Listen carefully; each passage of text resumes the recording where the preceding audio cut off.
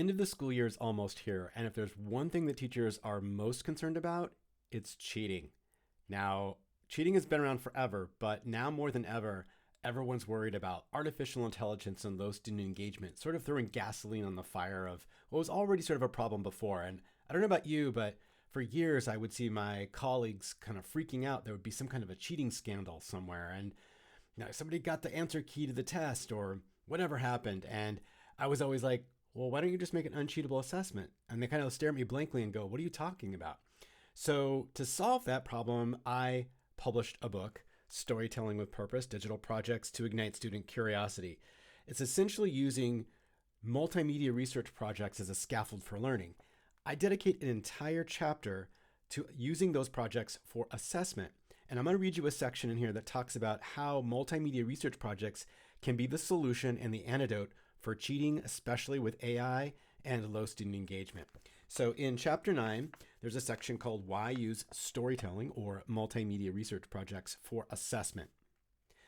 Storytelling helps address many challenges of traditional assessments by sidestepping their traps. Common evaluations where students are expected to have the same answers or similar outcomes. Time constraints that don't make space for individual learning needs. And grading students with criteria that are inflexible and don't account for curiosity and intellectual creativity. There are many reasons why story projects are a great form of assessment. Because each story project is original and authentic, students are less able and willing to cheat. Having to explain and apply concepts within a unique context requires much deeper, more meaningful and nuanced understanding of concepts than traditional forms of assessment. Authentic publication of stories provides a level of public accountability for student work, including the development of portfolios, which are increasingly used by colleges and employers. When students are passionate about their projects, they care about the outcome, and it disincentivizes cheating.